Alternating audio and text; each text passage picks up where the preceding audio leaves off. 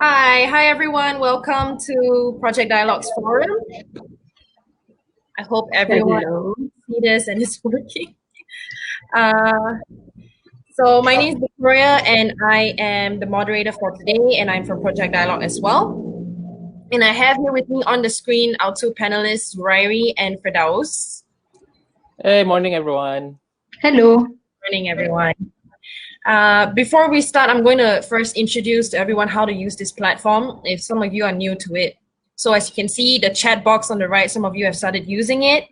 And you also can see at the bottom of your screen, there are options to ask questions, to answer the poll, and to see who else is online as well. And we will control the rest so that we'll post polls so that you can answer the polls as well. If you have any questions, feel free to post them in the chat box as well, and we'll try and answer them. Sorry, I'm not sure. And I'm always learning. Sorry, that was my Google. Always listening. Also, throughout the forum, we will answer them later during the Q&A session, or you can also ask them anytime. We'll take note of it. Without further ado, I'm going to start by introducing what this forum is about and what we're here to discuss. So as we all know, now is an interesting time to talk about freedom of expression, especially during the time of a pandemic and a time of social distancing. Some would say this is a recipe for a disaster. It's an interesting mix, but some would say this is a good time for lessons to be learned. And Malaysia in particular has recently received global attention because of the tabligh event, the mosque event that resulted in some positive cases of coronavirus. But that wasn't the only thing that came out of this. People also started circulating racist and Islamophobic comments and memes online, which targeted the Muslim population in Malaysia.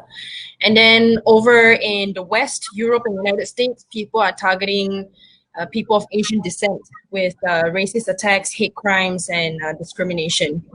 So this brought to light the harmful side of social media and uninformed free speech. So the state of freedom of expression during a pandemic is rapidly unfolding before our eyes, and we are realizing who or what could have power over this freedom. This brings to mind our reliance or over-reliance on social media platforms, on the media, on medical and health professionals, and it's imperative to ask questions about how we value the spread of information. If there is more resistance to it now because of fake news, or if there is more support, the right to access information and express opinions must be protected. There is also the question of increased surveillance now. More people are expressing themselves on social media. Does that mean governments now want to regulate social media and online platforms more? So these are things we'll explore later. And these has effects we cannot yet see, but we're beginning to see ripples of these effects in countries like China and Morocco, where governments are clamping down on social media and censorship. So now I'd like to introduce Zurairi and Firdaus, or they can introduce themselves too, to all of you here. So me first, I guess. Hey, good morning, everyone. My name is Zurairi AR. I am an assistant news editor and also a columnist in Malay Mail. I've been working in journalism for around probably 7 years now, and my focus is mostly on religion, human rights, Malay pop culture, those kind of things.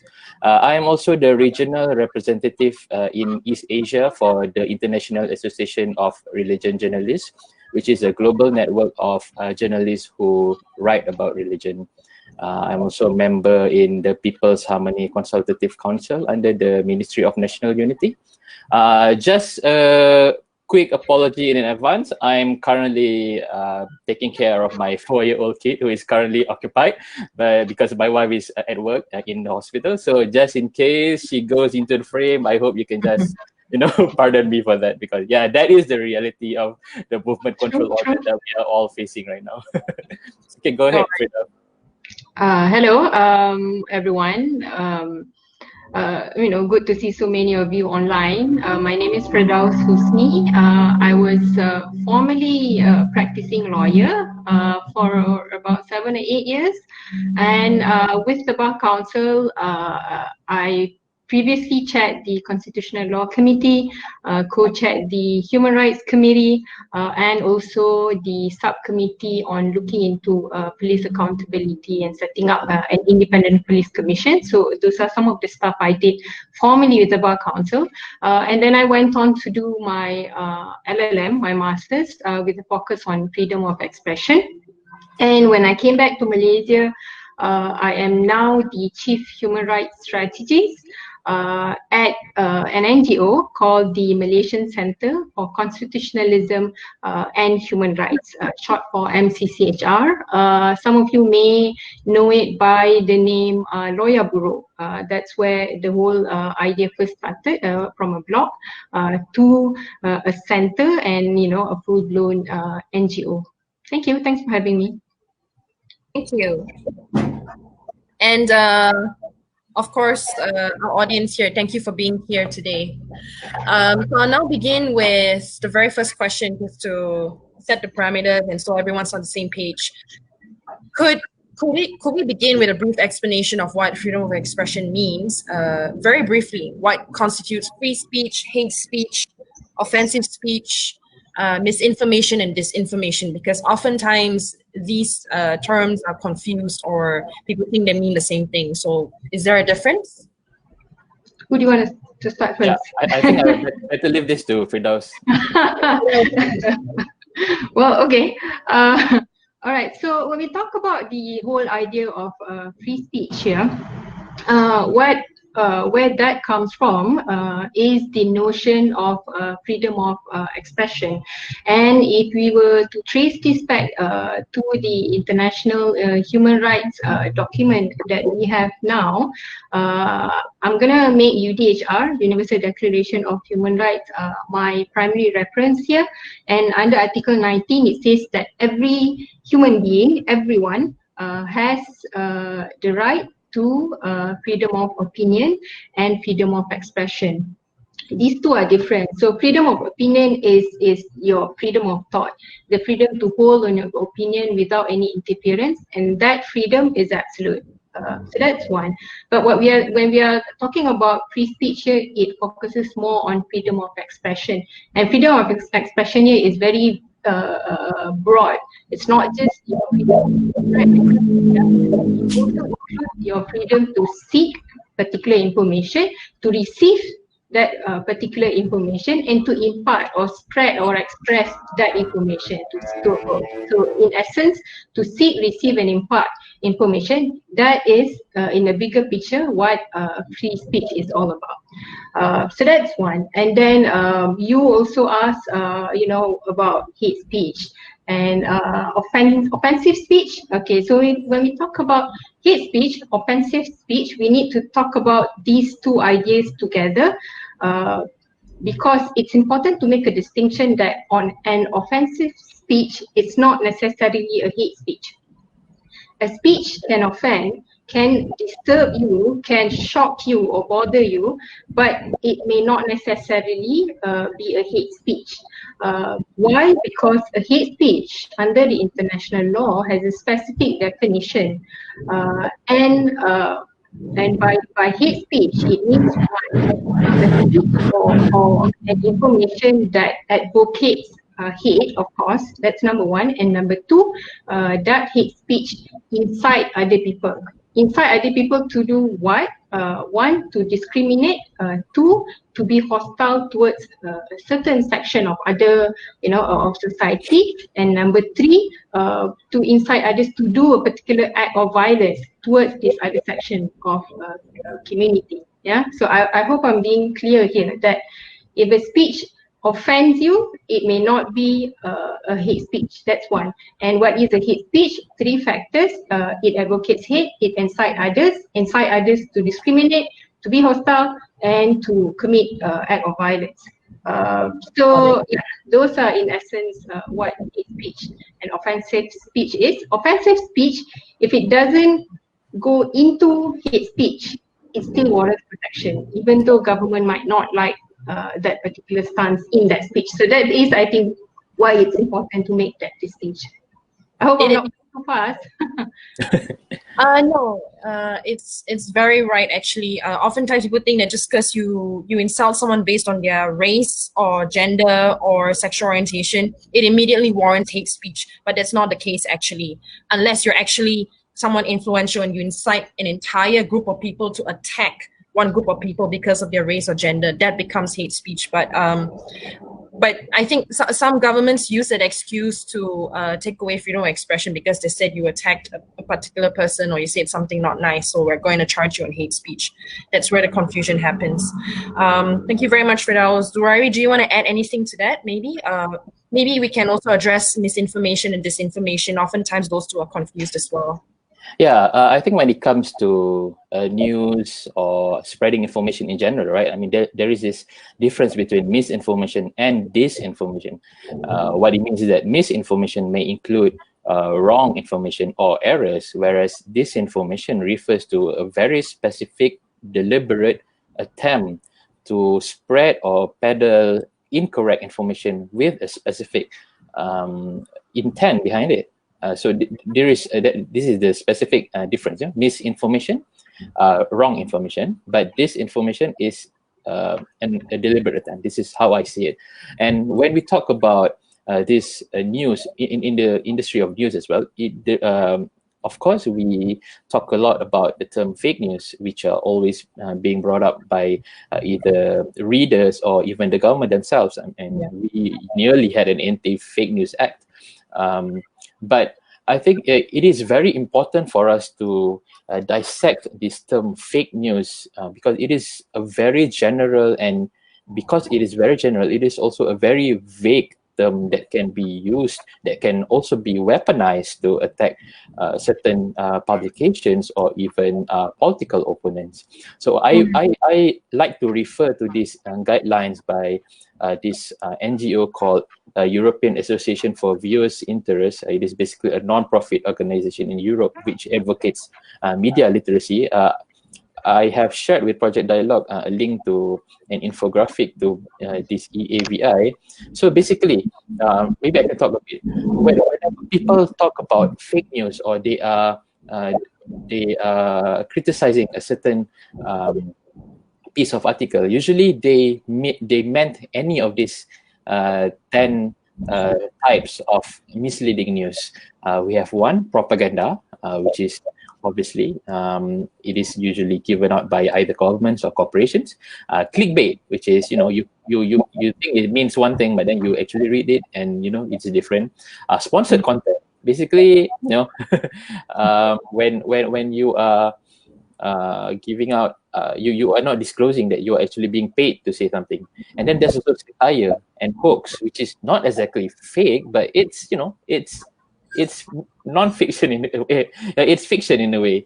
And then there's of course error, which means where someone, with the writer, unintentionally made a mistake and not intentionally disinforming the reader. There's also partisan news, which means it's not fake in a way, but it's being slanted towards either side of the argument. So you really have to read between the lines. There's also conspiracy theory, which is, you already know what conspiracy theory is. We'll talk about it maybe later. Pseudoscience, which is, manipulating scientific facts, or even using certain scientific terms to basically spread an information which is not correct.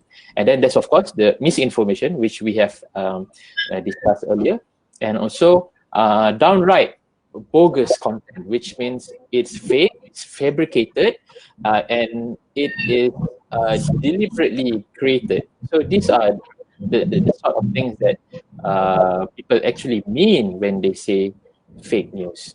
So perhaps if we have more time later, we can dissect any of the 10 examples. Sure. Maybe we'll leave more time in a question and answer session as well for the viewers here to clarify. Also, before we move on to the next question, I just want to address the audience very briefly and let you guys know that if you look at the bottom of your screen, you can see links being updated there regularly by our staff. There is one over there right now that says, "What is fake news?" So you can click on that. Every time a speaker speaks and you need more information, you can click on that link and it will open up a new page and give you more information. You'll also see at the bottom there's a poll for you to answer. It's a question posed by Firdaus, and we have more poll questions later for you to answer. So it's a bit more interactive, and you're not stuck to your chair just listening to us the whole time. Yeah. So moving on to the next question. Let's talk about the current situation in Malaysia. How is freedom of expression being practiced in Malaysia during the COVID-19 pandemic? Do you think it's showing signs of maturing? Or do you think there's a significant amount of misinformation, disinformation, or even mischief spreading around, or just bad handling of information? What is your opinion, Zurari and Firdaus? Maybe you can start with Zurari. I think we all we all have had WhatsApp messages forwarded to us, correct? And I think somehow the movement control order has in a way exacerbated this condition where I truly believe most of the forwarded WhatsApp messages are not how do you call it, malicious in nature, but mostly people are just, they feel like they care, and when they feel like they care, they feel like they have to spread and forward these messages to their friends, to their family members. But we sometimes, when people forward it, they do it instantly and without thinking whether they should forward in the first place. And I think that is what has happened with WhatsApp, not just during this pandemic, but over so many years that we've had the applications, and we've seen the same situation during the general elections. And every time there is a religious or racial tensions, political turmoil, and this is not just exclusive to Malaysia, but also in other countries as well. So I think when it comes to this episode of pandemic, yes, I think we are seeing more and more of these messages, but I think at the same time we are also seeing some way of countering and reacting to these messages that we have not previously seen, probably because of the gravity of the situation, that people think that it is very important to tackle all these sort of messages. And I think compared to a political situation, when we talk about the COVID-19 pandemic, it is in a way more black and white. It's scientific. There's only the correct facts regarding the virus and the wrong facts. When we say right and wrong, it means scientifically or not scientifically proven. Whereas when it comes to politics, it's more gray. It's not as black and white.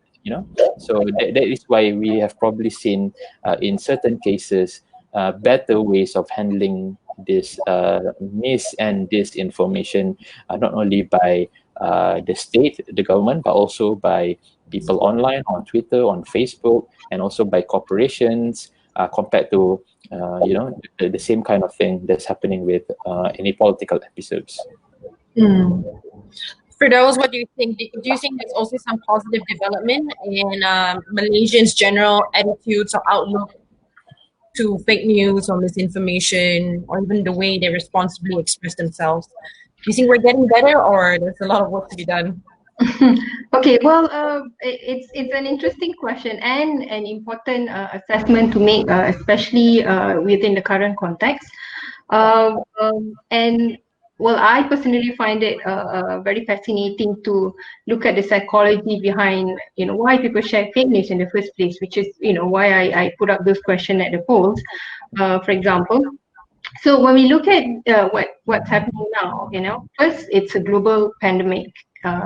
And we are locked on to the news, and when we see numbers of people infected, numbers of deaths caused by this virus across the world, and it's up by the thousands, and all of this put together, making people very anxious, created this sentiment or this feeling of fear and concerns for your own well-being, the well-being of your family, of your friends, and then you're put in a lockdown somewhere.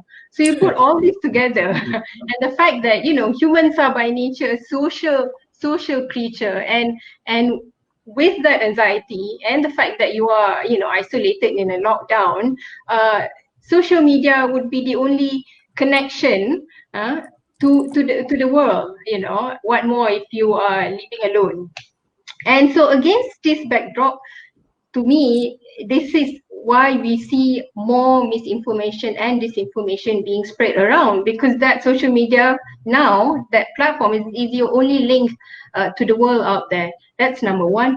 And number two, at the same time, to your question whether or not we see a more maturing of freedom of expression being practiced in Malaysia, I would say yes, to a certain extent.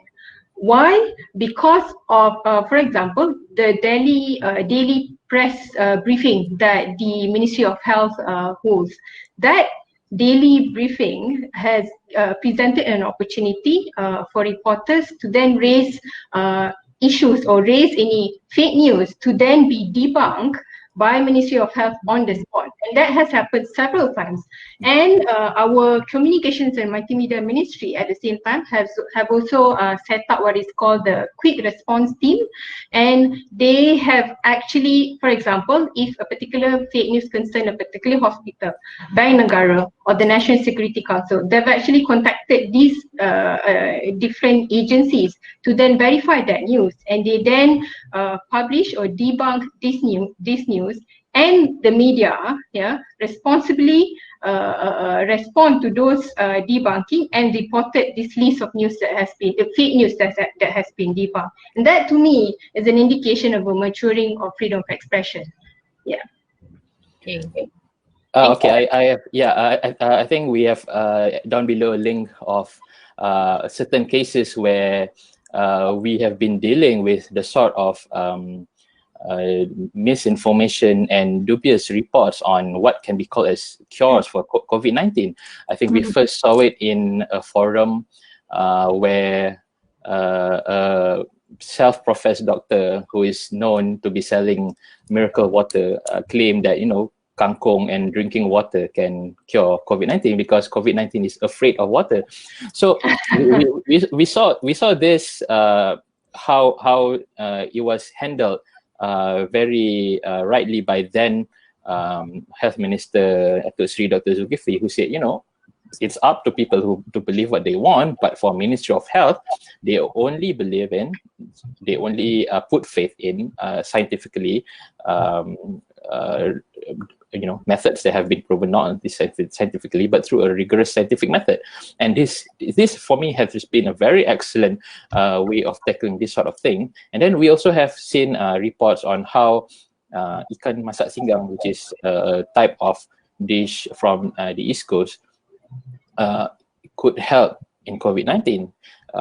That again, it is, you know, it is this a certain part of reporting that brings up the question, you know, how do we report on this sort of things? Because we have seen right after this specific report, very polarizing views from both the media and the medical professionals. We have seen the medical professionals criticizing some part of the media, saying, you know, you should not highlight this in the first place.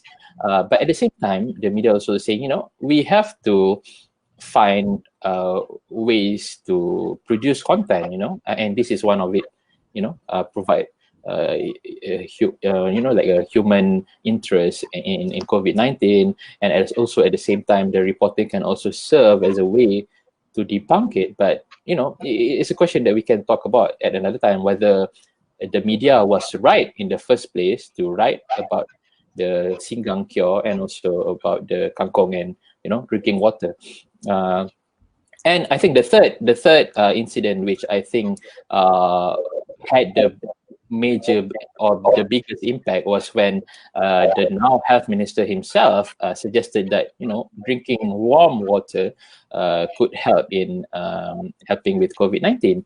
And I think we have seen the medical professionals right after straight away debunking it, and not just medical professionals online, but also the ministry itself, which is why we are seeing the Director General now leading the press conferences rather than the minister himself. But I think what is very concerning regarding this episode was that the response that came after. We've seen political supporters attacking health professionals and providing citing scientific papers, but intentionally misreading it to sort of like support the statement given up by the minister, because it is, to provide political support. So this is how this sort of misinformation and disinformation is being spread and being endorsed by political actors, and it's something that we have to keep in mind and be careful whenever we read this sort of things. Yeah. Thank you so much, Zurairi. As for the questions being asked over there, we will address them in a Q&A session shortly. It will be up at 12 p.m. That will be the Q&A session. And thank you also for asking questions. Moving on to the next question. So now that we're talking about this, right, about how freedom of expression in Malaysia is showing signs of progress or regress in some areas, when we think about the Facebook post by Ibu Yati, I think some of you are familiar with her, where some of the postings were considered fake news or irresponsible by some people, even racist to some extent, or stories circulating on WhatsApp about illegal immigrants robbing people, or postmen spitting on envelopes when they deliver letters. We know that there is an element of fear here, and some people are capitalizing on these fears. And I think in times of crisis and panic, we always want to find a scapegoat to blame, because it's easier to blame a person than to figure out the root cause of a problem. And also because it helps calm the fears that others have instigated, because when everyone finds a scapegoat to blame, and fellowship amongst the people doing the blaming, ironically. So the result of this is more distrust and impatience with the idea of free speech. And there's a sort of disillusionment that free speech has gone out of control, and perhaps even that some people don't even deserve to have free speech because they don't know how to use it. And with increasing burdens on infrastructure and public safety, the government might feel compelled to enact some measures to curb these things, misinformation, disinformation, and all that. Is there another way to deal with this other than to censor and prosecute those who spread fake news? And if so, what are the guidelines we can follow to allow these measures while still protecting our freedom of expression? Firdaus, do you want to take this first? Sure. So there's no, how do I say this? There's no immediate black and white answer to this. Why? First and foremost, there is no such thing as an absolute freedom of expression. Even under international law, there can be a restriction to your freedom of expression where it concerns public health. So, I mean, there's a couple of other grounds, but, where the COVID-19 situation is concerned, where that concerns public health, and for that reason, your freedom of expression can be restricted. But having said that, it doesn't mean any government can simply restrict to whatever idea they think it should be. Yeah? One, it has to be provided by law, and second, it has to be necessary. There is a couple of other tests that you should be looked at also. For example, that it has to be proportionate. It has, when you talk about proportionality, you have to look at the contents of that information. And here, what I'm trying to say is that while international law allows for restriction, allows for government to place that restriction has to be read very much narrowly or restrictively, because if you don't do that, you're going to open that restriction to abuses. It can be selectively applied, and in turn it can even discourage an exercise of freedom of expression. Yeah. So the question here when we talk about proportionality is that information serious enough that it warrants criminal sanction? Yeah, and personally, I think criminal sanction here should be resorted to at the very, as a very last measure. What we should be focusing instead, yeah, is the need for government to be open and transparent in its processes and its information in sharing outcomes and results. Because to me, if you are going to resort to criminal sanction every time, that's a quick fix for sure. People are going to be fearing, oh, you'll be arrested. But if you're gonna look at that by the fact that, you know, governments, not just in Malaysia, governments all over the world have been using anti-fake news act or something equivalent to that for political reason, people are gonna fear, not for the right reason. They think, oh, if I have a legitimate comment and that legitimate criticism I have is something against the government of the day, then I shouldn't be airing it out. That's not the spirit of freedom of expression we should, you know, we should be promoting here. And so to me, we should be addressing the underlying factor on why fake news capitalizes on fears. And how can we address that? And how do we address that? To me, is by having a more responsible citizens, by having a more responsible and open government, by having a more independent media. That is what I would rather support than straight away immediately go for a quick fix in the form of criminal sanction. All right, thank you. And I wonder too if whatever restrictions governments want to impose now, aside from the transparency and informed process, there should also be an expiry date on such measures too. It should be temporary and not made to last even after the pandemic has, gone away. Yes, I agree. So the government can continue justifying saying we still need the lockdown or we still need this and that because the people are still uneasy or things are still uncertain. Yeah. So if this situation has has become better, and then the government still wants to impose the same measure that we have like now, for example, that would no longer be proportionate to the situation they say they want to address. Yeah, makes sense. Zorairi, do you have anything to add? I think a major issue that I saw regarding the Ibu Yati case was that whether she had given out her opinion as a journalist or just as another citizen.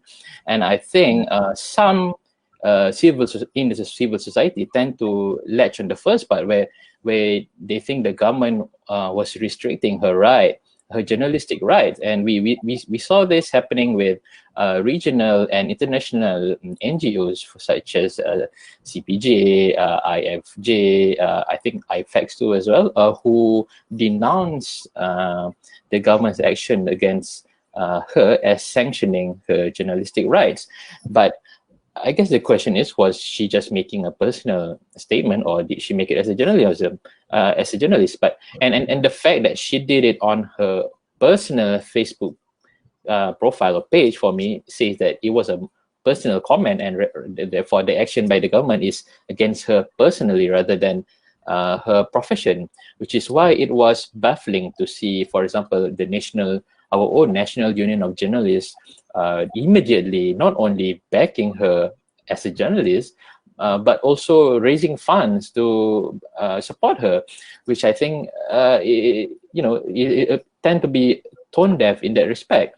I have also shared with Project Dialogue this flowchart did by V. Gayatri, who is an associate professor in the School of Media, I think, in University in the School of Media, Languages and Cultures in University of Nottingham, on how one should deal with this sort of issues when it comes to those kind of problematic remarks. So first of all, we have to ask whether the remarks was made in the capacity of a journalist, which means was it published in a news outlet, or what was it aired out on a official journalist account, or was it just a personal comment? And I think in this case it was quite clear that it was a personal comment. So and the rest of the chain of action of how the government should work on this has already been discussed by Firdaus. But I think I want to touch a bit on how should the government deal with this when it concerns journalists work, when they are working. For example, we just had a case yesterday where The Edge, the financial paper The Edge, denied that they had spread fake news as alleged by Defense Minister Datuk Sri Ismail Sabri Yaakob. So what happened was, there was an article published by the Edge, and the link was subsequently shared on WhatsApp with tagged on with additional false information. And it is those false information that was zeroed in by the minister, but the minister chose instead to characterize the publication as publishing fake news, which I think is very damaging to a brand and a reputation of a news outlet when it comes from someone with a very high authority and privilege and power, such as a minister, and not only a minister, a senior minister in the government.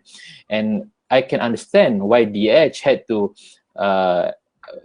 give out that statement denying that they were the ones responsible, which I think begs the question of how the government should deal directly with the media and not see them as adversaries in this fight to spread information and to calm the public down, and I think a way that the government can do this is by first and foremost to deal directly with the publications, which some of the ministers, and in most cases this has always been done in the first place. If there's an error or anything that the any ministers or any public officials are not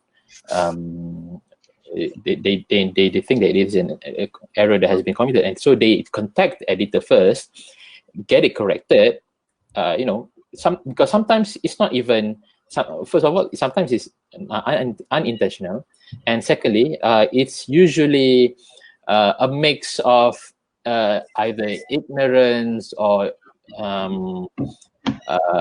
a slight how do you call it? People would call it spin, but sometimes it's just a phrasing of a word that lends a negative impact to a certain public personalities. And usually, because when this happens, what is important is to find a middle ground between the media and the government, so they can both achieve something that they are satisfied with. And this is a more preferable way of engaging with the media as equals and as check and balance towards each other, rather than personally attacking any of the publications or writers, because the ministers and the government must be aware of the power that they hold. So in the case of Ibu Yati, for example, if she had made that statement as a journalist, the first thing the government should have done is contact her directly and explain the situation and ask whether if it's possible for her to retract or amend her statement. And if not, and then only then it is up for the government to come public on what is actually direct information. And I think we have seen this being done very excellently by government. For example, like Firdaus said just now, we have a quick response team. We've also had the sebenarnya.my website, which has been lately has been seen a lot of updates compared to before. We have seen daily press conferences. When we are facing such public health crisis and emergencies, this sort of clarifications and amendments and corrections, quick ones, is very essential so people can, whenever they receive a WhatsApp message, or they already know that, the government has addressed this. And if the government has, because if the government has not addressed it, that is when you see people, keep spreading this sort of misinformation and disinformation. Yeah. So, the government has a huge role to play in this as well, and of course the media and the public also. But that will require all of us to all have the initiative or the desire to want to be educated on the matter as well. If a lot of people feel this is not that big a deal, it's not that concerning. I think it's kind of problematic, but it's okay if we leave it alone. Then it can fester into a bigger problem. It can start rotting. Another thing that comes to mind is also problematic optics. So when some journalists choose a photo to put on their website or article, sometimes it's also the kind of image they put out that can be problematic. For example, when you Google search coronavirus, say if all the pictures that turn up were photographs of people in China wearing masks. That can be problematic because you're stigmatizing an entire community and pinning on them as the precursor to the virus or the cause of the virus, for example. Yeah, Or and I think lately we have. I think I saw somewhere on social media that certain news outlets in the West have also started using pictures of Muslims when it comes to the outbreak, which you can see it as problematic, but we really have to find out what the editorial decision behind choosing their photos. Was it deliberate, or was it just so happens that on those days those are the better photos? Yeah, I think that's another question. Yeah, I do think the choice of photos comes down to also internalized biases as well of decision makers. Like Trump saying, I'm calling it the Chinese virus because it comes from China. He thinks he has a valid point, but it's also coming from internalized xenophobia and racism. Because why did he not call, for example, the Spanish flu originated in the United States, but people call it the Spanish flu and not the Kansas flu, Things like that makes me wonder about people's internalized racism as well. But they think they're saying something harmless. So I think the subtle and discreet racism can sometimes be more sinister and dangerous than the more overt and blatant racism. Because that one's easier to identify, whereas the more subtle ones are harder to identify or easier to dismiss as harmless, for example. If we could also just talk about social distancing very quickly. Social distancing has become a sort of buzzword now, and with many, if not all of us, turning to social media to connect with friends, acquire information, and express our opinions. But what do you think that some of the foreseeable challenges that we can anticipate from this over-reliance on social media platforms? And is there some good that will come out of this over-reliance? Firdaus, maybe you want to take this first. Yeah, sure. I think your question as to what I am anticipating, some of it we are already seeing it happening. With the over reliance on social media being, like I said earlier, the only window of human connection, human quote unquote, that we have to the world out there. Yeah. So the challenges that we have here is that let's look at the platforms that we use over here in Malaysia. Yeah. Largely WhatsApp, Facebook, Twitter, and maybe Instagram. But Instagram probably not so much on information, but more rather, your personal lives and experience. That's what I usually see. Yeah. So these platforms, it is not standardized when it comes to providing a built-in mechanism for fact-checking, for verification, for citizen reporting. Not all of these platforms has that. Facebook has that. Yeah. Although the next question also, if a particular social media platform has what you call a fact-check team, does that fact check team accorded the the right or adequate mechanism to sufficiently check and sufficiently provide for the right to be heard of whoever that is reported, for example, to have spread fake news? That's another question. But what about Facebook? There's no such mechanism. Sorry, WhatsApp. There's no such mechanism on WhatsApp. Yeah. So that's number one, the fact that there is no standard built-in mechanism for fact-checking and verification. And number two, this social media platform, how it's engineered is to, how do I say this, is to engage people. And the business model behind fake news is the more enriched people are, the more engaged people are, and the more engaged they are, the more they share. And with how social media is built, it's very easy to share. You don't need to, there is no process. Are you sure this is true?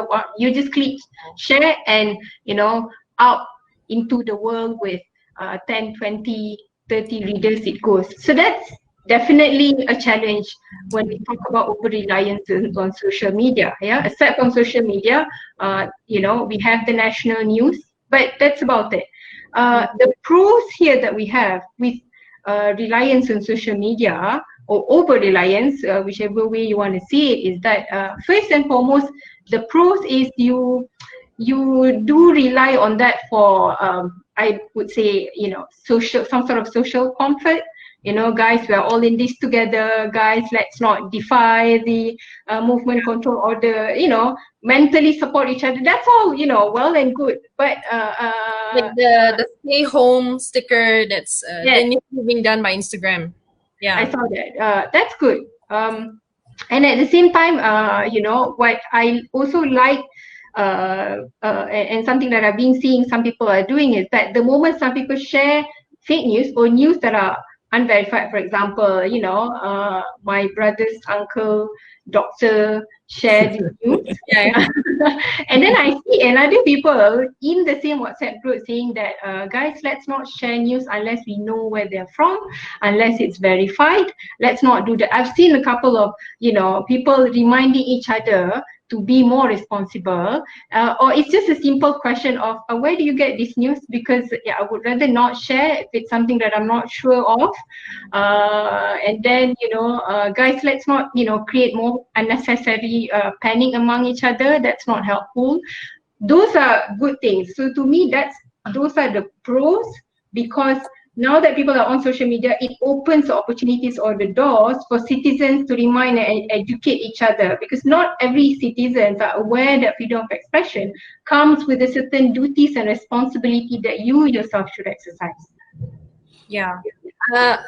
This is a very good argument for why freedom of expression is so important, because you can then check the things that are fake or false, right?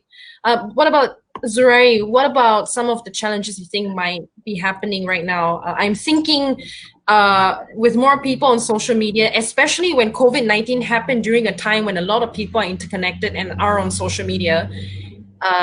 It's a very different pandemic from the pandemics of the past, because this is a pandemic that happened in a way on social media platforms, and that maybe escalated the panic faster, and the panic probably spread faster than the virus did initially.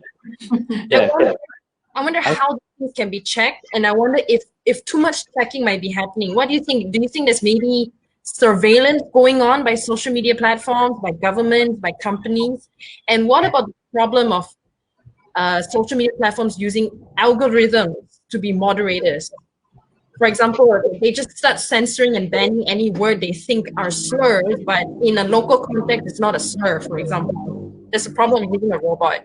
What do you think are some of the challenges like? Okay, I do want to focus on the algorithm part. Okay, so what is happening is that because more and more people, I mean, for most of us, we just cannot go out of our home, and because of that, we are spending more and more time online, and ergo on social media. And what this means is that usually we have more time to spend on the real world, you know, with people who are you know, real human connections. But when you spend more time on social media, this connection has been converted into these online connections. And what happens is that on social media, either on Facebook or on Twitter, the algorithm sort of rewards posts that garners interactions, and naturally these sort of posts tend to be negative. So, you know, angry posts, you know, very negative posts usually get shared, get talked about, gets retweeted, get quoted more often than positive ones. And this also includes posts that can be considered as offensive and hate speech. And because of that, we are most users are they are facing, and they are seeing more and more of these posts, because they are the ones that gets more interaction. And when you see these posts more often, you get the feeling that these are actually what's happening in the real world, when the reality may be much more different. I mean, people are actually struggling to live, but we sometimes we do not see that in social media. So our perception of what is actually happening in the real world may be skewed, or may be a bit biased based on what we see on social media. And like you said, this also includes more and more cases of people panicking. But I think Yeah. now that after 2 weeks of movement control order, I think we have largely addressed that.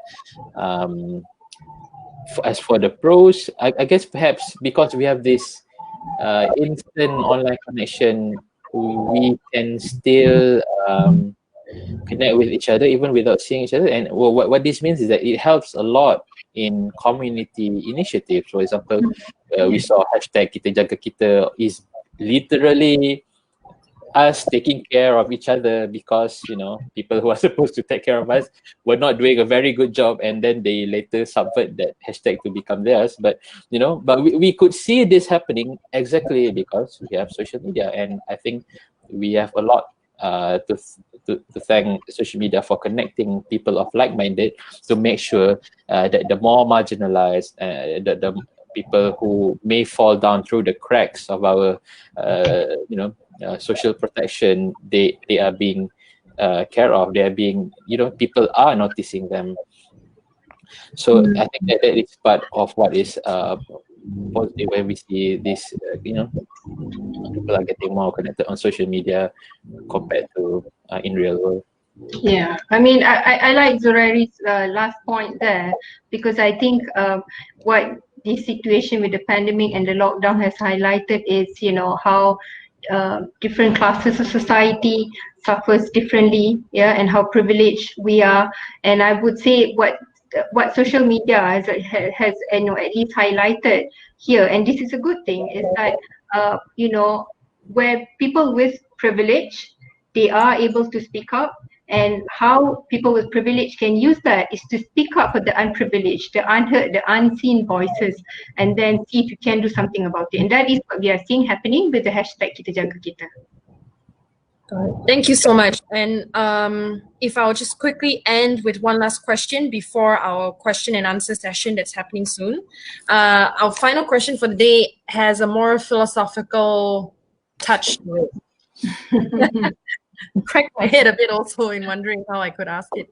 But I was just wondering, we always ask to counter hate speech with love speech and positive speech, and yet there are plenty of personalities out there who still hold considerable influence while peddling racist, sexist, and homophobic ideas. Could we be overly optimistic that freedom of expression can serve as a sort of marketplace of ideas, where good ideas defeat bad ideas and truth drives out falsehoods? If so, how come bad or false ideas continue to proliferate online? And if freedom of expression fails to weed out erroneous beliefs or attitudes, then what's the use of protecting free speech? Zurairi, maybe you want to take this first? Yeah. Over the years, I have been more and more big believer of deplatforming, which means you do not purposely give a space to those who give out offensive and hate speech. And I think this is important because I think when it comes to certain issues, the media cannot stand on the fence. For example, when it comes to marginalized minorities, for example, the media cannot, I think, be on the side of the oppressors. We cannot further those oppressions and those push down towards those marginalized community, for example. So in that way, I think the media should not partake in amplifying those offensive and hate opinions, because like you say, I mean, there's always people who will be spreading this sort of issues, partly because one, confirmation bias. I mean, people will always spread things that match with what they already believe. And secondly, because the nature of social media is to get clout, to get you seeing your tweets being retweeted, posted, being shared, getting those likes. People live for that now. It is a unfortunate side effect of social media that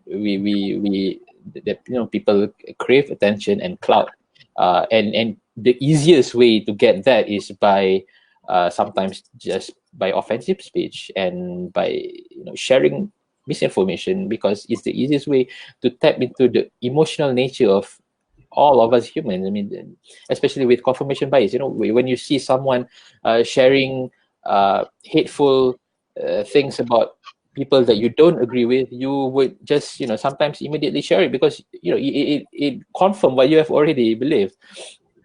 And I think, sometimes when for me, then the importance of freedom of speech and freedom of expression is that in order to allow those positive speech that can counter all this offensive and hate speech to be around, because if you don't have a freedom of speech, for example, when you have a provision or laws that only favors a certain status quo, then you can never get the counter argument out. So that is why you need freedom of expression. That is why you need freedom of speech. So the more marginalized and the more positive messages that are being drowned by all these noises and all these negative speeches, in order to get that to go out and to convince those who are just on the fence, rather than to convince those who are already set in their negative beliefs, I think that is, for me, the importance of freedom of speech and freedom of expression. Thank you, Zorairi. Firdaus, what about you? Okay, so first and foremost, I feel the idea of having a marketplace of ideas and the existence or circulation of bad ideas or fake information should not be looked at exclusively. What I'm trying to say here is that in a marketplace of ideas, there will be fake news. There will be bad ideas, and in that situation, the focus here should not be having an aggressive government to stamp out those bad ideas or fake information. The focus here should be nurturing responsible citizens to stamp out those fake news and to stamp out those bad ideas. And some of these are already discussed. How do we do that? Understand the psychology, understand the business model behind the social media platform. Read more than beyond headlines, for example. Understand that fake news are engineered to play on your emotions, and the more angry you are, the more it gets shared. Verify and check sources of those news, and as Zorairi mentioned earlier, check your biases. These are what we should be telling our citizens and educate them again and again for them to do before they decide to believe, and number two, before they decide to share. Now, when we look at the polls question, the first polls question, I think it's very interesting to see the results here, that it's not about the fact that people don't trust official source of information. I think where Malaysia is concerned, probably that's not so much an issue, but it's very interesting to see that why as to the question is, why do people share fake news? It's because people are not bothered to verify source of information. And to me, that's an interesting observation, because we rarely have this emphasis for us citizens to be responsible users of social media. And so to me, that's where the focus should be, that yes, we want to have that marketplace of ideas, that yes, there will always be bad ideas, fake news. But the next question would be, what should citizens do? And the first thing that citizens should do is to first and foremost realize that we ourselves has a responsibility, has a certain duties, and exercising our freedom of expression. Yeah. Got it. Thank you so much. That was very elucidating. And if I could just quickly add to not so much a rebuttal or anything, but just an addition of some of my thoughts. Sure. I wonder if one, I think we are a little bit skeptical of the marketplace of ideas being a completely useful way of thinking about freedom of expression. But in the same way, we are also still having a bit of faith in it. But I think some other people, like, they have their own theories about this, that they think it's less of a marketplace of ideas and more of a lab in a looking glass theory, where it's not that I believe good ideas or bad ideas. I don't think so, but I think it's good to know my enemy's thoughts. It's always good to know what your enemy is thinking so you can dissect it and prepare yourself with more arguments to rebut it. So for them, it's like an exercise of reason, because for them, they think rationality is a process and not an entity. And if I could just quote Baruch Spinoza, the philosopher, very quickly on this too. He has some good thoughts about why freedom of speech should always be protected, even freedom of speech of those who we feel might be problematic or offensive, because freedom of speech basically equates to freedom of conscience, reason, and moral agency. To deny someone that means that you're saying that person has no ability to reason for themselves or to have their own moral agency or have their own conscience. Or in a sense, it's dehumanizing them to a certain degree. Or when the government partakes in this, it equates to mind control. So people argue that with freedom of expression, in this so-called marketplace of ideas or a lab of looking glass and all that, we're able to discuss problematic opinions and ways to resolve them. So we treat every process as a rational process and every person as having rights to reason and moral agency and being able to participate in the process. It can sound a bit idealistic to some, but if we want free speech to eventually mature, eventually that is, I think it's a process we have to have faith in, I feel. But yeah, thank you once again so much for sharing your thoughts. Now we'll open the floor to questions from the audience, and we have 3 questions here now. Of course, you're free to ask more questions too. And if we want to clarify your question, we will also invite you on the screen with us. And when I send you an invitation, you can choose to accept or reject. It's okay. It's up to you if you want to appear on screen with us or not. So I'll just address the first question first. New government decision-making, such as allowing the authorities to arrest Malaysians for violating restrictions throughout this movement control order, do you think the summons given, such as fines or jail time, is considered just, as it does not only apply to civil society, but marginalized groups such as migrant and refugee groups as well? Okay. So, Zurairi, do you want to take this one? Oh, this is a legal question, Firdaus. Maybe better to answer. It's not exactly. Maybe you can talk about how is the MCO legal in the first place? Yes, it is, but I would like you to explain, and we can talk about the justice part of it later. Please go ahead, Firdaus. Okay. When we talk about MCO, the movement control order, first thing is to look at within the human rights context, what are the human rights that's affected here? Yeah. First and foremost would be our freedom of movement. We cannot have absolute freedom of movement. In what situation can it be restricted? From the current context, public health is at risk. So there is a basis to that MCO. So that's number one. And number two, civil society has raised concerns about the way the movement control order is being enforced. Yeah, and so fine and jail, and some say these are too extreme a measure. My concern when I read about I think, was it 400, 600 people who have been arrested and for defying the movement control order? I was shocked at that number. But my immediate concern when I heard that is that how many of those 600 plus people were legally represented? Because when you're arrested within 24 hours, you then have to be produced before the magistrate, and then the police will then ask for a certain days for this person to be remanded while they carry out the investigation.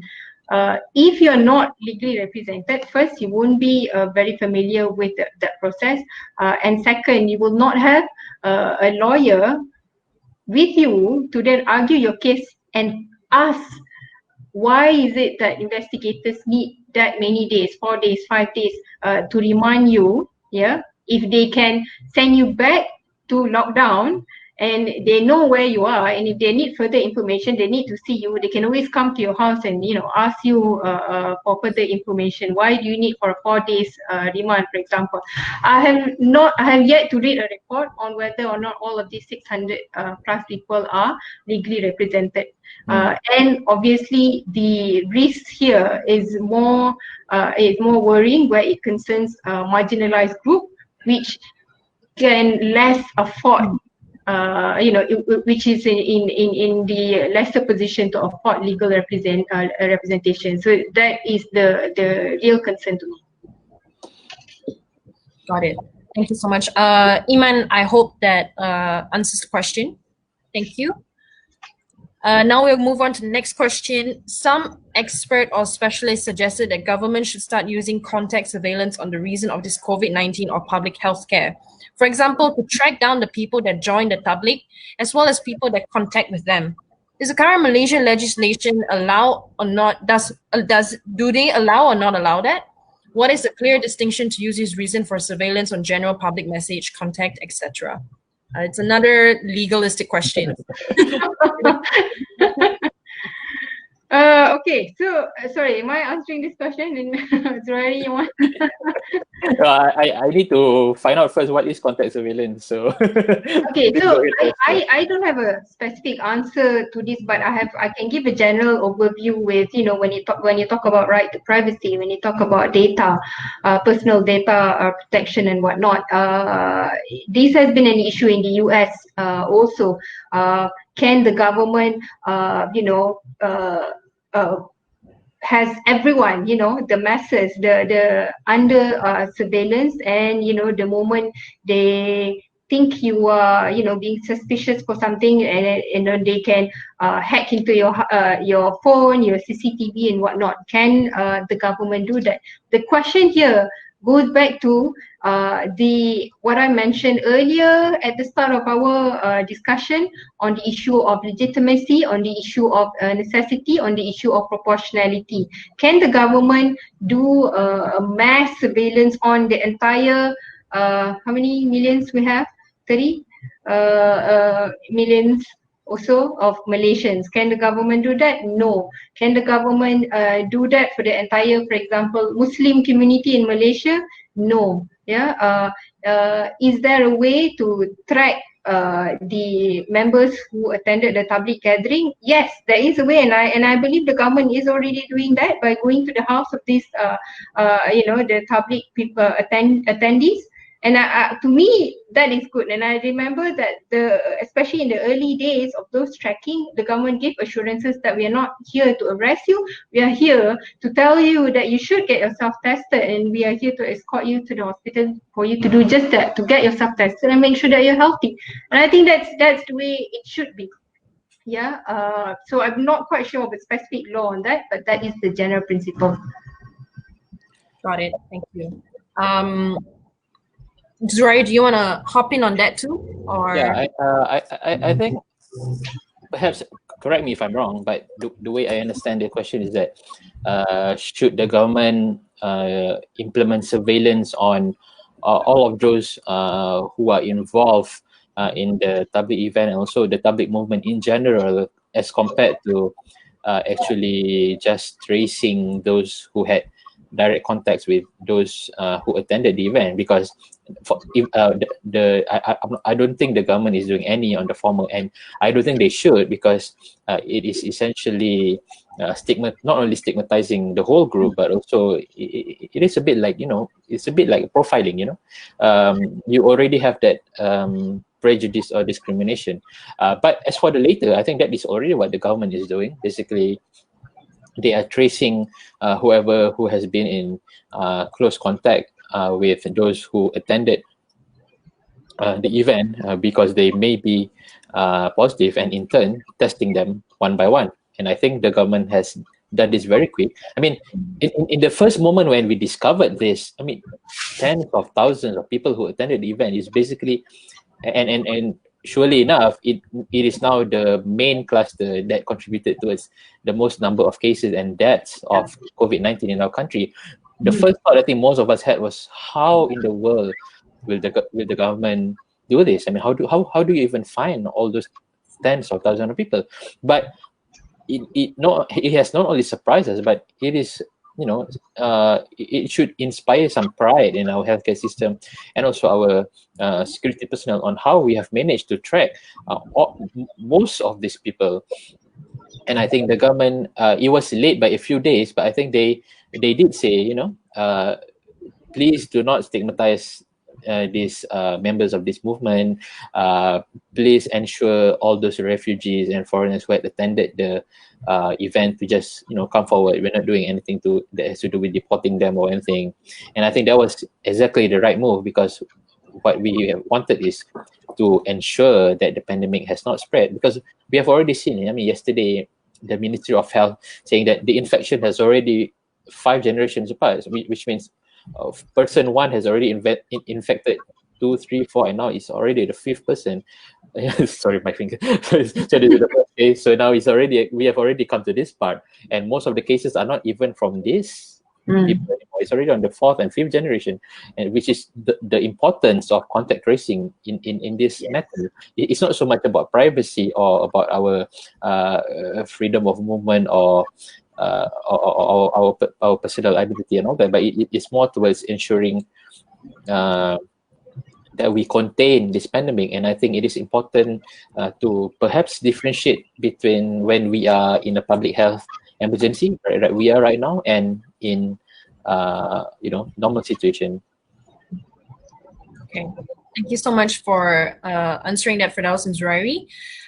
Now we'll move on to, we have some new good questions too coming up. So the next one is by Khadija. The new Communications and Multimedia Minister, Datuk Saifuddin Abdullah, vowed to uphold media freedom. However, it is arguable that the arrests and investigations against human rights activists due to the gathering by Save Malaysia Committee demonstrate otherwise. What are your comments on these in relation to freedom of expression? I think this is also a freedom of assembly issue, but we'll, yeah. Sorry, I missed your question. Can you repeat that? As in, yeah, after you said Saifuddin had vowed to uphold media freedom. Was this in reference to all the, I mean, was it three protests that happened and 3 rallies and march that happened after the change of government? Yeah, which events are we talking about? It's in reference to the Save Malaysia Committee, but if we want to clarify, Khadija, I'm going to invite you on screen. Yes, come on stage. Yeah, that'd be great. For rejects. Is she? Why? Yeah, I'm not quite. I'm not clear which particular events or incident are the questions referring to be able to answer that. Yeah, I'll wait for Khadija. Okay, I've invited her to join us. Let's see. The polls are interesting. Hope people are voting. Yeah. So while we're waiting for her to accept the, oh, is she already online? Is she? Hold on, let me check. Yeah, she's about to connect. Okay. Oh, hello. Hi, Khadija. Hi. Hi. Hi. Sorry, my question was in regards with the gathering by Save Malaysia Committee right after the change of government. Okay. So were you referring to all the rallies and marches that happened in response to the change in government? Yeah. I see. Okay. So you gathering in Dataran Merdeka, I think, and then several questions as a result. Yeah. Thank you. Yeah. Okay. So sorry, your question is how does the those arrests against the civil or the attack against the civil society for organizing those rallies, what does it mean for freedom of expression under this new leadership? Is that what you're asking? And I think she's also asking how this reconciles with Datuk Saifuddin's promise. He promises one thing and then something else happens. How is that reconciled, and how do we? Yeah. Okay. Sure. Who wants to answer? I'm okay, Zurairi, if you want to go first. Okay, first of all, I appreciate Datuk Saifuddin Abdullah, which is now our new communications and multimedia minister, for vowing to uphold media freedom and freedom of expression. But I think his assurance came a bit later, so I was not sure if this same assurance was shared by his colleague in the Home Ministry, who is effectively, responsible for the police, who then arrested these protesters. Because I think some of the reasons given for the arrest was that they did not comply with the provisions needed for public assembly, but which I think was it was very amusing, because there was no time whatsoever to prepare whatever, ask permission from organizers or whatnot, because the change in government happened so fast. I mean, how could you even predict that the government would have changed and ask permission in advance so you can protest? I think it's very insidious reason to arrest and investigate these protesters. And yeah, I think when it comes to freedom of expression, we still have to see how this government is reacting to this. But I think so far no one has been charged, so I think in any case we should still continue to hold this government and the new minister to his words. Okay. So yeah, you're right, and I think it's quite it got me laughing at the irony of it, because one thing that we do not have in our Peaceful Assembly Act is a provision where a spontaneous assembly is concerned.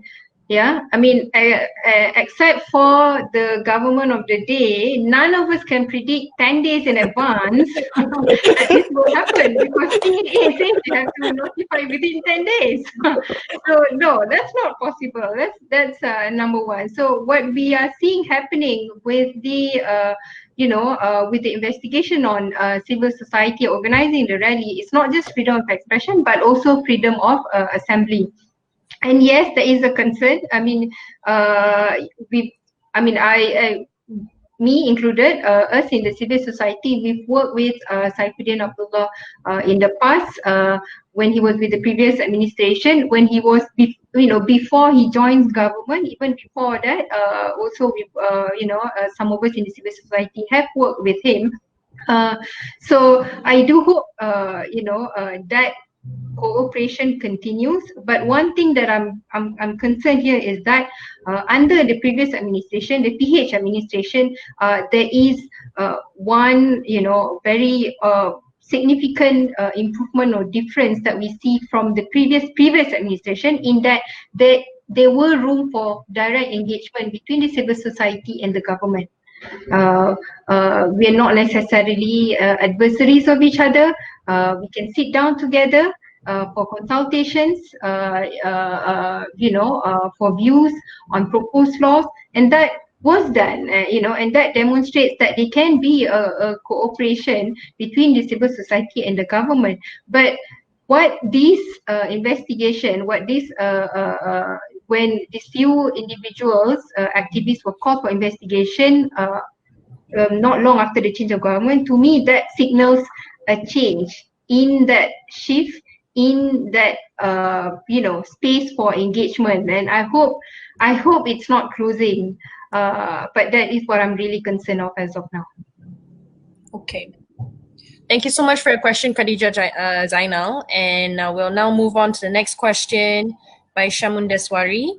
The social platform is dwelling with individuals developing their own theory, saying COVID-19 could be China's dirty tactic to crash economies.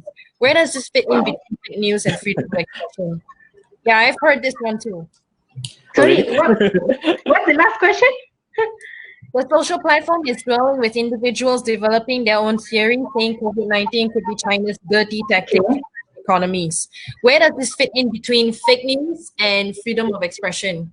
Okay, I'll take this one. Well, if you look at the previous infographic that I shared earlier, one of the 10 misreporting is conspiracy theory, and I think this falls perfectly into that. Basically, it is theory that has not been proven that that is being peddled. So this is part of a conspiracy theory. So I think the question here should be how, rather than whether it is correct or not, is how should the government deal with such information or conspiracy theory post. Okay. Sorry, excuse me, I have to deal with my kid. Okay. Very interesting theory, indeed. Yeah. Conspiracy theories in whatever issues are, abound, or not just on social media but offline as well. Yeah. When we talk about whether is this, fake news, should it be stamped up? Yes, but not through criminal sanction here.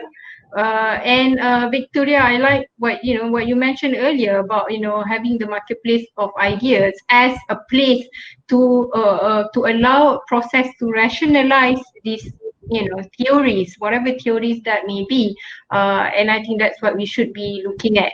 Why are people, for example, when this whole the coronavirus, when it first came out, people were starting to say, oh, this has been prophesied in this novel called Ayuh, Darkness. And it makes people want to read that book and then see for themselves and discuss and talk about it. But if I were to read that book, to me that is, as far as it is, it's a book, it's a fiction, it's a novel, and then if you find it fascinating, okay, but I would be the last person to say, oh, this must be the truth and I should start spreading this as the truth to other people. You might want to be careful when you do that, and then it can then go into fake news, which would be irresponsible for any of us to do. Makes sense. Sorry, going back to if we go see the guidelines on how to respond to this. Okay, first of all, of course, like Firdaus has said, the responsibility lies with us. I mean, you have to check is the information verifiable, and if not, you can just personally consume, or even if you share with the knowledge that it is not verified, confirmed fact. It is just that it's a conspiracy theory. There is no harm in that. And the way for the government to handle it is that, is this conspiracy theory harming anyone?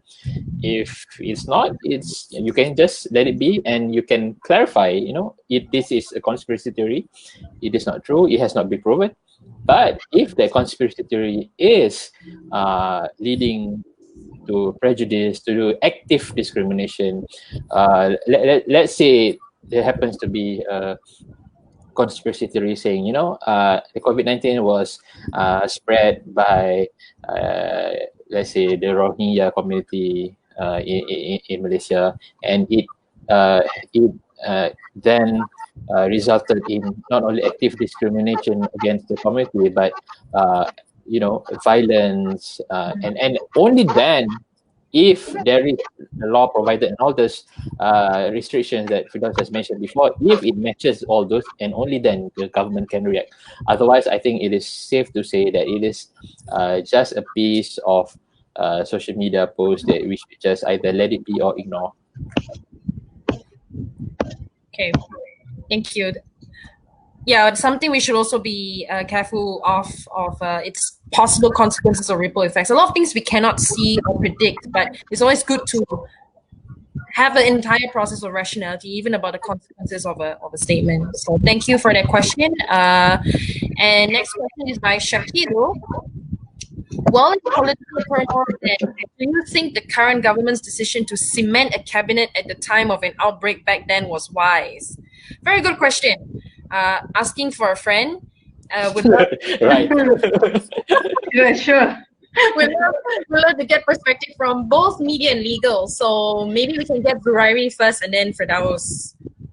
Well, you can argue that changing the government in the first place is detrimental, but I think that has been covered by an article in Foreign Policy. I'll find the link later. Basically, it was bad in us because the previous health minister, Dr. Zulkifli, and the health minister has been hand in hand handling the pandemic in a very respectable and very it was a very good handling that has been recognized by WHO, and we could see that in how we've handled the first wave of foreign cases, and I think we may have jeopardized that when politicking resulted in not only the change of government but not having a cabinet for almost 2 weeks. You know, you don't have a health minister to address this issue. You don't have a communications minister to handle communications with the public.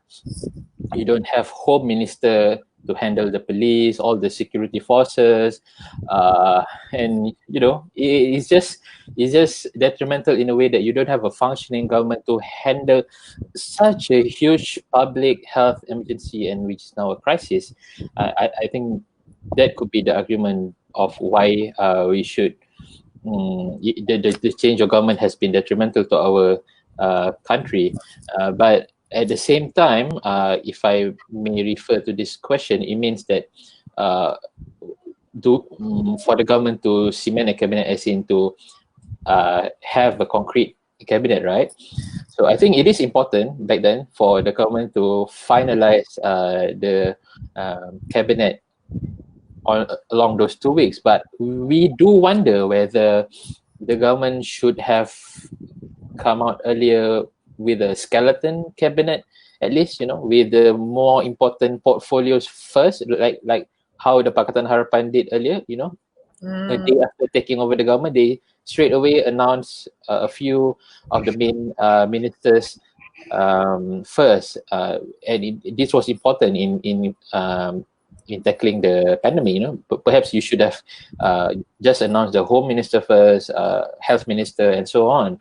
So at least you have a skeleton cabinet to handle this pandemic. But I think what happened was that because all the parties involved did not expect this change of government, and therefore you have to deal with the realities in coalition and partisan politics, which means to ensure that everyone from your own coalition to have their post, and hence machinations and I couldn't say squabbling, but you know, perhaps there is an internal discussion there on how and who should get which post, and which then resulted in those lengthy period. But I think now that we have the government, at least the public can now have a government that can facilitate the emergency that we are going right now, and we, as always, keep this government in check.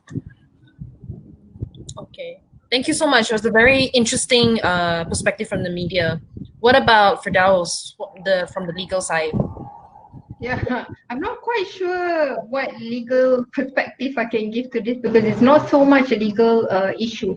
I mean, as to the question whether or not this government is legal or not, I think that's a separate forum. Much has been discussed about the way this government comes into existence, and if we can assess this from the Prime Minister's speech himself. He himself admitted that this may not be the government that we all want. So there is there is that issue in terms of within a democratic process, that this government has that legitimacy to be a government. So that is one concern, and it's very, very, just like what Zurairi has aptly explained. It's very, very unfortunate that at a time when the pandemic should be the national focus, the squabbling within the government and who should be the government and what will happen after that. That was the national focus for at least 2 weeks. And that was very unfortunate, because that time could have been better spent towards containing the pandemic at an early stage, towards doing more aggressive contact tracing, towards communicating effectively to all ministries that they should no longer be public gatherings, for example. And when a new team in place, I'm talking about the new administration, when the new team is in place, any team, for example, will need time to get in sync, make sure that there's a communication system in place. There was no there was hardly any time for that. And when this pandemic is already in existence, so we see that happening when there was an announcement and people rushing back. And there was crowding at the police station, the exact opposite of what the lockdown should be about. So that is very unfortunate. And I would say, where we are now, we are much better. We've moved on from that situation. But yes, that is what it has resulted. That 2 weeks of what form of government, do we even have a government? That is what it has resulted. Okay. Thank you, Shakil, for the question, and I hope your friend is satisfied with answers. Thank you. Zurari, do you want to quickly address Kairil's comments? Oh yeah. I think that is a very important point that was brought up by Kairil, which is that even without the cabinet, even without the executive, the civil servants are still around, and it begs the question as how come the government seems to be in a standstill even without the executive? I certainly do not have the answer to that. We may have to ask those in the civil servant or in the government for a definite answer. But I think personally, it because during those political transitions there was so much uncertainty. So if even for a civil servant, they wouldn't know their position, whether the ministry would still continue with the old status quo policy, or is there a freeze on any decisions pending a minister, or will there be a change in policy? So all this leads to uncertainty, and perhaps I'm just making a personal inference here, without a central or top authority figure to decide on that, perhaps that is why the government reached a standstill. I would love to hear from any civil servants on what actually happened. Okay. And for Selangor, yeah, you're right. Even though federal government changed and the Selangor government did not, but you have to remember in the earlier days there was even question whether the Selangor government would still stand. And it's not just Selangor; it's all the state governments. And in the end, we see a couple power transition to another coalition. And I think perhaps this what contributed towards the standstill in the reaction from the government. Yeah. Okay. Now for the next question by Yvonne, she asked the question previously, and I think she wants to clarify on something that Iman asked earlier as well. Thank you, panelists. If I'm allowed to get one clarification on Iman's questions, if everyone checks on FB, we can see the authority uses different ways to enforce MCO, such as ketampi or squad punishment. I really wonder if this is legal or not within the existing SOP. So Dawas, do you want to take that one? I have a penal code with me. I know it's no, it doesn't say ketuk ketampi anywhere or squad punishment. And I think there was a couple of years ago, there was an episode in which prisoners were asked, or people in detention were asked to do ketuk ketampi, and that became a huge controversy. Why? Because as far as I know, I've not seen it in any of the SOPs. Although, and I need to mention this here, that police, they call it the ITP standing orders. It's considered official secret, so I have no access to tell you whether or not it is in those standing orders, but it should not be if there is. Yeah. Hope that answers. I think a concern when we are in this MCO is that we should always question the kind of power and authority that is vested in the government. For example, now we are even seeing not just the police, but also RELA, APM, and also the members of the armed forces helping the police to enforce the MCO. So we do have to keep the government in check, so to make sure that whatever it is, they do not exceed any authority or any power that they have in order to implement the MCO, for example.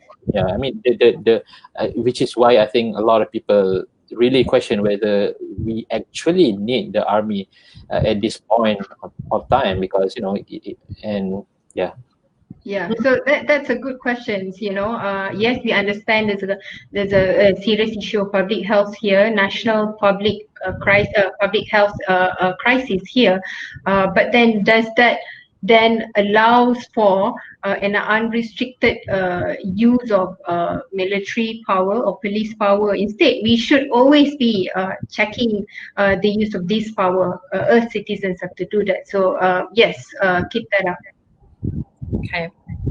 Thank you so much, Yvonne, for the clarification.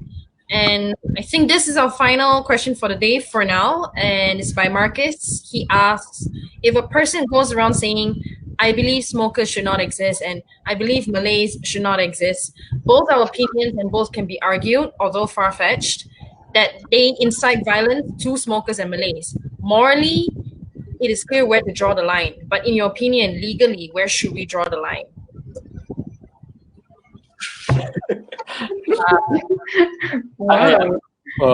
I'm just gonna mention the semantics part here. When you say smokers should not exist, it means, I mean, it does not necessarily advocate harm, because you can quit smoking and you are no longer a smoker. But if you say Malays should not exist, then you are literally asking for someone to perish, because you cannot convert out of being a Malay, for example. So it may be a different situation here, but I don't know. What do you think, Firdaus? Yeah, I mean, if we were to use the test that I mentioned earlier, whether or not this can be considered an incitement to discrimination, hostility, and also violence, while we should be applying that test, it should not be how do I say this? It should be done so restrictively. So the point about smokers, I take Zurairi's point that it's one day you can be and the next day you can choose not to, and I don't know, the next week you can then be back to smoking again. I don't smoke, but I understand. But but with being a Malay, you essentially look at what forms the identity of a certain section of people, and if that particular statement is serious enough that, for example, when you say that Malay should no longer exist, do you couple that with a statement asking for people to take up arms to go against Malay? I'll give you an example. When I was in the UK doing my masters, there was in circulation a letter and saying that this particular date is I think it's called Hurt a Muslim Day or something like that. And then, for example, if you throw an acid to a Muslim, you got 10 points. If you injure a Muslim, you got how many points? And that became so serious that the police were taking actions, and I got worried. I had a self-imposed lockdown on that day, and that clearly is a call to violence towards a certain section of the society, and that warrants the police stepping in. So that, to me, look at the entire context, not just that one sentence of 2-3 words. You look at the entire context, look at where you are, and look at the entire sentence before government decide whether or not to step in. So Joanne, if you're still online, Joanne is one of the Project Dialogue staff. You could help us put a link at the bottom here, a link to Article 19's website that has a pyramid. They worked on this together with academics, researchers, and even the UN. This pyramid helps people identify where hate speech is. Is it actionable hate speech, meaning speech where the legal action, or speech that's considered as offensive speech? For example, I believe Malays should not exist. It's more of an offensive speech where legal action shouldn't be taken. And like Firdaus said, you have to look at many different factors. the person speaking, is he someone influential, like a famous religious cleric or a politician? If he has influence and a lot of following, that's one factor to consider. Secondly, his audience actually acted on his words. And thirdly, he actually incited people to violence. So that becomes action. But if it's just a random teenager on Twitter saying, I hate Malays or Malays are stupid, if someone says that on Twitter, it doesn't amount to anything. But Facebook, Twitter, or Instagram has their own community guidelines to deal with that. However, the government should not be involved at this stage. So Joanne, if you could just include that link for everyone to see as well. Yeah, that would be helpful. I hope, Marcus, this helped. This was useful for you. If you have any clarifications, let us know. Thank you so much for asking. Okay, are there any questions from the audience before we close?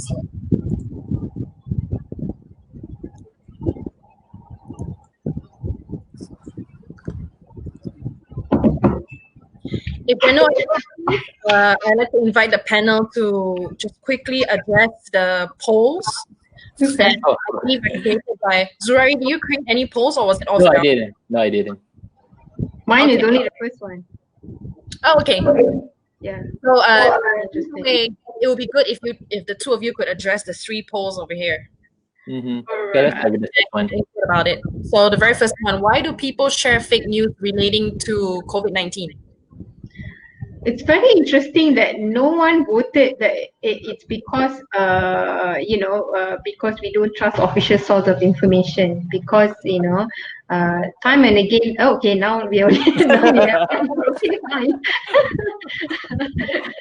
Because that has always been the first go-to when it comes to addressing fake news. So I can only guess here that in the context of Malaysia, our ministries, particularly the Communications and Multimedia Ministry, the Health Ministry, and probably Defence Ministry to a certain extent, are doing not too bad a job in making sure that we citizens are updated with information.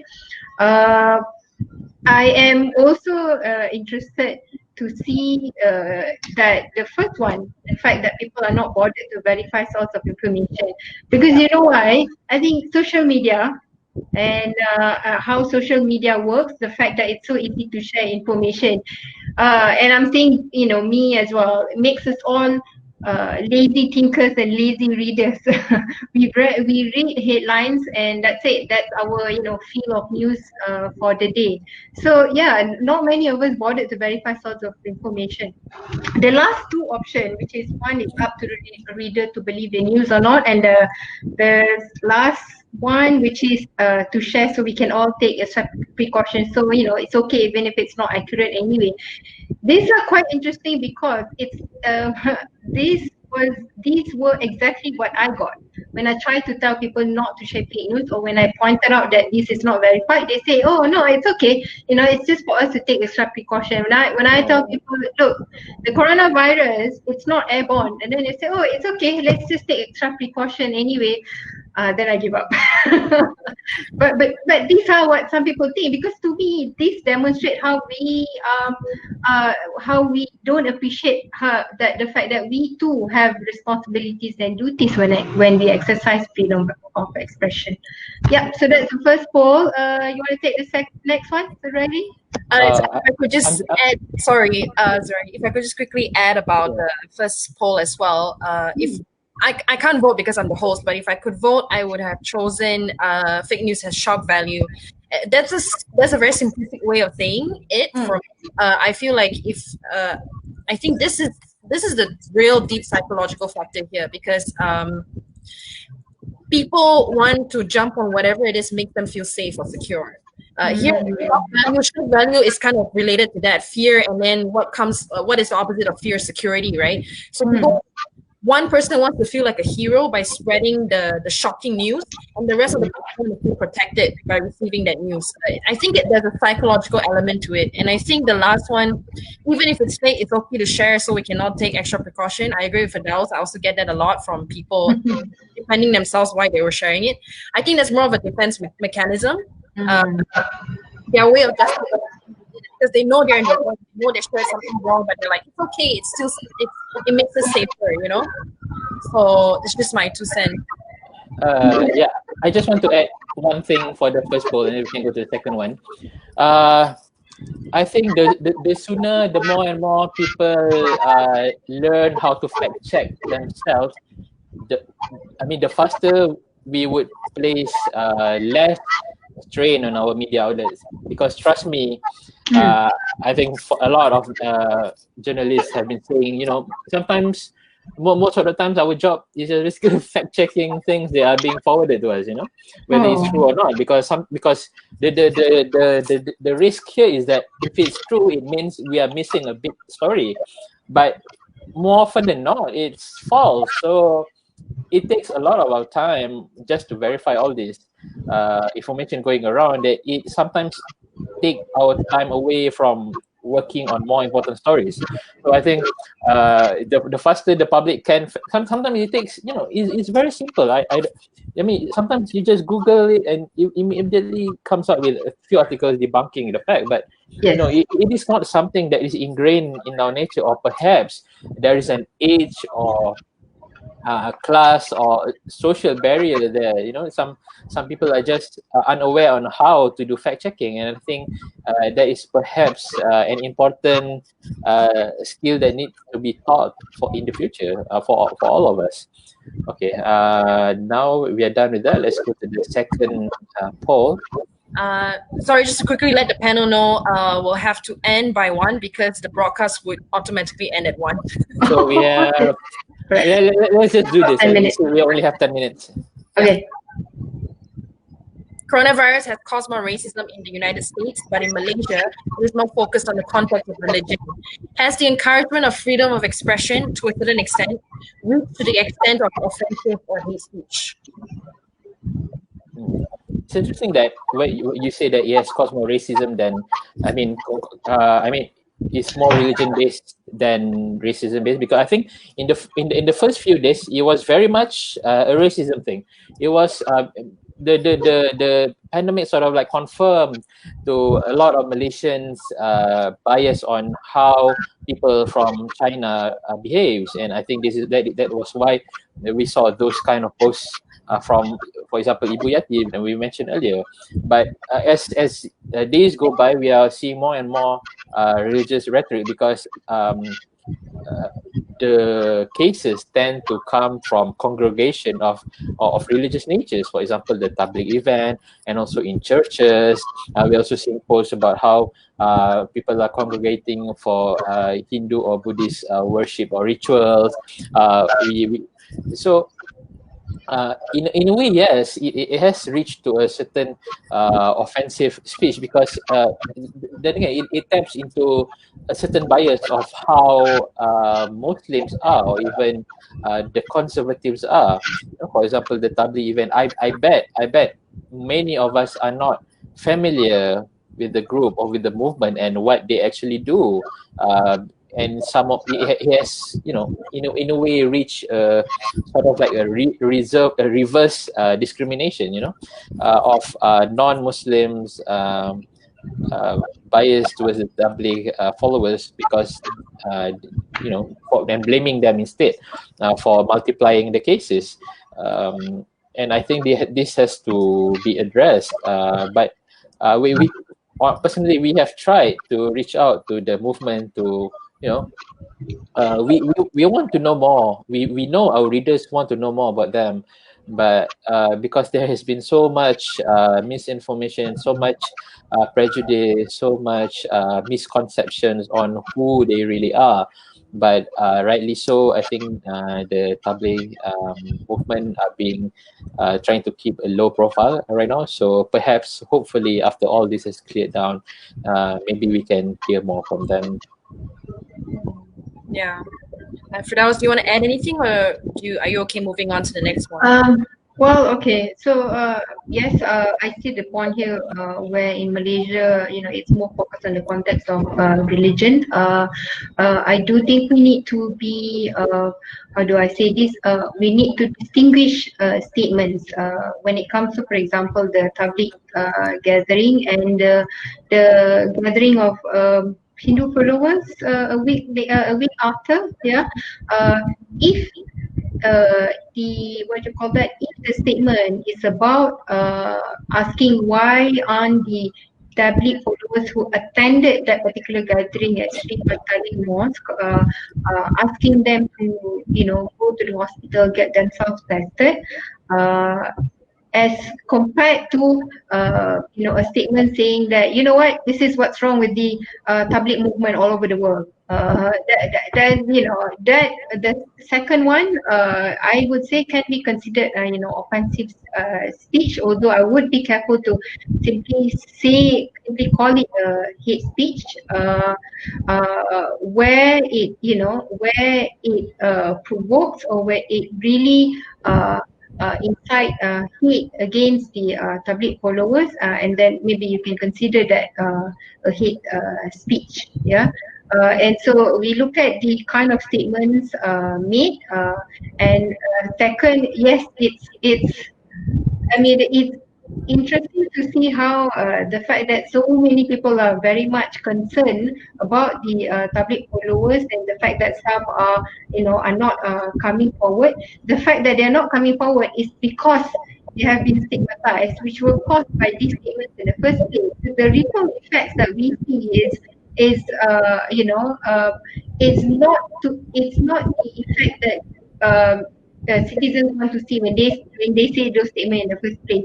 So when you say those statements out of anger, out of confirming your bias, we have to see in the bigger picture. Are you actually encouraging the people to come forward, or discriminating them further, and thus discouraging them to come forward? So let's think about that psychology even further before making any statement. Okay. All right. Very, very quickly, let's address the last one. Would fake news in a way be considered as a concept of freedom of expression? Really quickly. So, That or freedom of expression. Oh, wow, this is Okay, I don't think most people voted no. Sorry? Most people voted no. It's not a concept of freedom of expression. I see. Okay. Yeah, okay. In that sense, yes, I agree with the vote thing here that fake news amplifies that confusion, amplifies that fear. But if you were to take this question further and say, should fake news, not be allowed to exist, should we take criminal sanction and all that, then I don't agree, because it's all in the process. Fake news can be half-baked truths and half not, and it's all in the degree of fake news, which are the 10 types of fake news that Zurairi mentioned at the beginning. It can be that as well. Short answer, I think it's protected speech, but government must handle it according to the guidelines that we have mentioned, and we as individuals have our own responsibility, either to deplatform this fake news, or to address it ourselves by fact checking and all that. I think that's all. Yeah. And the last point from me, nobody's opinion or free speech is always correct, 100% right all the time. And the whole idea of the practicing of freedom of expression is so that we can be corrected in the exercise of discourse and dialogue. So that we have to think of it as a democratic way of correcting one another, and not like I have to be right all the time. I have to be politically correct or PC all the time. There's no way anyone can be that 100% all the time. So thank you so much for the panelists. Really, really good insights. Once again, thank you to the audience. You guys have been amazing and very patient for staying with us throughout this whole time. And again, once again, thank you to the panelists. You guys are amazing and very thoughtful and very brilliant. Thank you so much. Thank you. Thanks for having us. Stay safe, everyone. Duduk rumah dan diam. Yes, hashtag. Thank you, everyone, and thank you. Oh, wow. Yeah, we're getting thank you messages now from Yeah. Oh, by the way, my message to everyone: continue to educate your WhatsApp group members. Okay, I know it can be awkward telling people. All the mati bawang, Yes, and that's the hardest job, really. Exactly. especially if it's your family, your close friends maybe can. Family is usually a bit more awkward. Okay. And thank you to all the people who are thanking us right now in the comments. All of it, and we take note of it. We will do more forums and discussions like this in the future. Thank you for your attention too, and thank you to Joanne for organizing this as well, and to her friends. Yeah, once again, stay safe, everyone. Take care, and happy practicing freedom of expression. Bye. Bye, everyone.